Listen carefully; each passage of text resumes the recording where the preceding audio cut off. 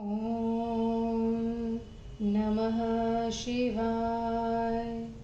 शिवजी सदा सहाय। ॐ नमः शिवाय। गुरुजी सदा सहाय। जय गुरुजी। अथ श्री शिव महापुराणे सप्तम्या वायव्य संहिताया पूर्वभागः अथ सप्तमोऽध्यायः। मुनय ऊचुः कालदुपतद्धते सर्व कालदेव विपद्यते न कालनिरपेक्षं हि कच्चित् किञ्चित् विबध्यते यदस्यान्तर्गतं विश्वं शश्वत्संसारणमण्डलं सर्गसंहतिमुद्राभ्यां चक्रवत् परिवर्तते ब्रह्मा हरिष्वरुद्रश्व तथान्ये च सुरासुरः यत्कृतां नियतिं प्राप्य प्रभवो नाति वर्तितुं भूतभव्यभविष्यध्ये विभज्य जरयन् प्रजः अतिप्रभुरिति स्वैरं वर्ततेति भयङ्करः क एष भगवान् कालः कस्य वा वशवर्त्ययं क एवास्य वशे न स्यात् कथयेत्यद्विचक्षण। वायुर्वाच कलाकाष्ठनिमेषादि कलाकलितविग्रहं कलात्मेति समाख्यातं तेजो माहेश्वरं परं यदलघयमे मशेषस्य स्थावरस्य चरस्य च नियोगरूपमीशस्य बलं विश्वनियामकं तस्यांशांशमयी शक्तिः कालात्मनि महात्मनि ततो निष्क्रम्य संक्रान्ता विसृष्टाग्नेरिवायसि तस्मात् कालवशे विश्वं न स विश्ववशे स्थितः शिवस्य तु वशे कालो न कालस्य विशे शिवः यतो प्रतिहितं शार्व तेजः काले प्रतिष्ठितं महती तेन कालस्य मर्यादा हि दुरत्यया कालं प्रज्ञाविशेषेण कोतिवर्तितुमर्हति कालेन तु कृतं कर्म न कश्चिदतिवर्तते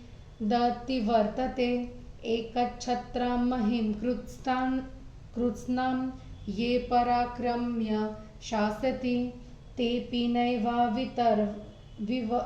नैवातिवर्तन्ते कालवेलामिवाद्बध्यः ये निगृह्योन्द्रियग्रामं यज्जयन्ति सकलं जगत् न जयन्त्यपि ते कालं कालो जयति तानपि आयुर्वेदविदो वैद्यास्त्वनुष्ठितरसायनः न मृत्युमतिवर्तन्ते कालो हि दुरतिक्रमः श्रियरूपेण शीलेन बलेन च कुलेन च अन्यचिन्तयते जन्तुः कालोऽन्यत् कुरुते बलात् प्रियेष्वेव ह्यञ्चिन्तितसमागमः संयोजयति भूतानि वियोजयति चेश्वरः यदेव दुःखितः कञ्चित् तदेव सुखितः परः दुर्विघ्नेय स्वभावस्य कालस्याहो विचित्रता यो युवा स भवेत् वृद्धो यो बलीयान् स दुर्बलः यः श्रीमान् सोऽपि निःश्री कः कालश्वित्र गतिर्द्विजः नाभिजात्यं न वैशीलं न बलं न च नैपुणं भवेत् कार्याय पर्याप्तं कालश्वह्यनिरोधकः ये सनाथाश्वदातारो गीतवाद्भिरुपस्थिताः ये चानाथाः परान्नादः कालस्तेषु समक्रियः फलन्यत्यकाले न रसाय नानि सम्यक् प्रयुक्तान्यपि चौषधानि तान्येव कालेन समाह्यर्ता निसिद्धिं प्रयत्नाशु सुखं दिशन्ति। नाकालतोऽयं म्रियते जायते वा नाकालतः पुष्टिमग्र्यामुपेति। नाकालतः सुखितं दुःखितं वा नाकालिकं वस्तु समस्ति किश्चित्। कालेन शीतः प्रतिवाति वातः कालेन वृष्टिर्जलदानुपेति। कालेन चोष्मा प्रशमं प्रयाति कालेन सर्वसफलत्वमेति। कालश्व सर्वस्य भवस्य हेतुकालेन सस्यानि भवन्ति नित्यम्। कालेन सस्यानि लयं प्रयान्ति कालेन सज्जीवति जीवलोकः। इत्थं कालात्मनस्तत्त्वं यो विजानाति तत्त्वतः। कालात्मानमतिक्रम्य कालातीतं स पश्यति। न यस्य कालो न च बन्धमुक्तिनयः पुमान्न प्रकृतिर्न विश्वम्। विचित्ररूपाय शिवाय तस्मै नमः परस्मै परमेश्वराय।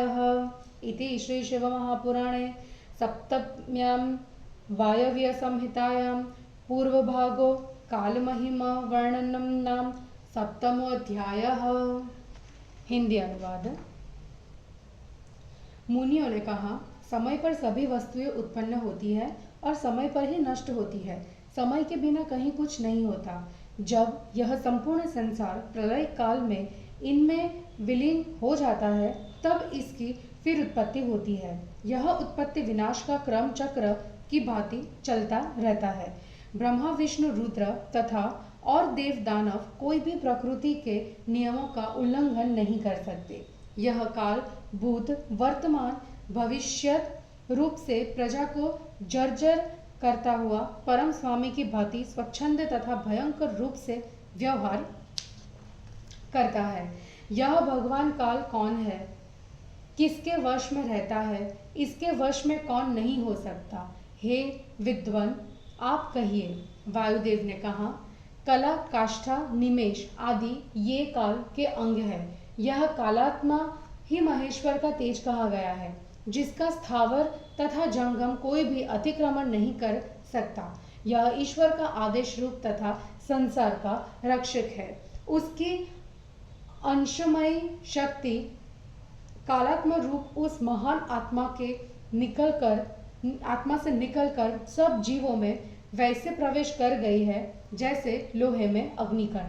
इसलिए संपूर्ण जगत काल के वश में है, न कि काल विश्व के वश में है। काल शिव के वश में है, किंतु शिव काल के वश में नहीं है।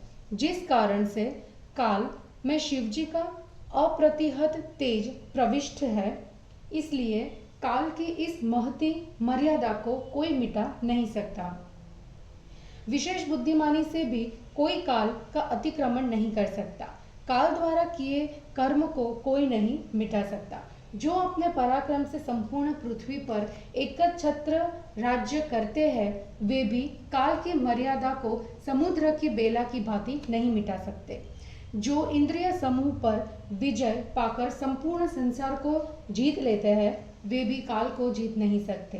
काल उनको जीत लेता है। आयुर्वेद के जानने वाले तथा रसायनों का प्रयोग करने वाले वैद्य भी मृत्यु को टाल नहीं सकता, क्योंकि काल महाबलवान है। लक्ष्मी मतलब धन, रूप, शील, बल तथा कुल से प्राणी कुछ और सोचता है, किंतु काल बलपूर्वक कुछ और ही कर डालता है।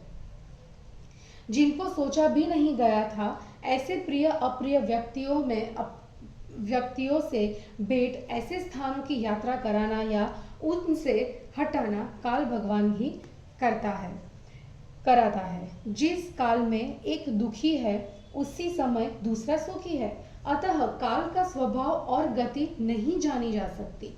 जो आज युवा है वह वृद्ध हो जाता है, जो बलवान है वह दुर्बल हो जाता है, जो धनवान है वह निर्धन हो जाता है। हे ब्राह्मणों, काल की गति विचित्र है। जाति, शील, बल, निपुणता ये ही कार्य को पूरा करने के लिए पर्याप्त नहीं होते। काल सबका निरोधक है। जो सुरक्षित है, दाता है, गाना बजाना सुनते हैं, और जो अनाथ है, दूसरों का अन्न खाते हैं, समय का व्यवहार उन सब के साथ समान है। उचित प्रकार से दी गई रसायन औषध भी असमय में फल नहीं देती। वे ही समय पर दिए जाने पर सुख और सफलता प्रदान करते हैं। बिना काल के आए कोई मरता तथा पैदा नहीं होता और न कोई पुष्ट होता है। बिन समय के कोई सुखी दुखी नहीं होता। अतः काल के समान कोई वस्तु नहीं है। समय पर ही ठंडी हवा चलती है, समय पर ही बादलों से वर्षा होती है, गर्मी भी अपने समय पर शांत होती है। सब काल से ही सफल होता है।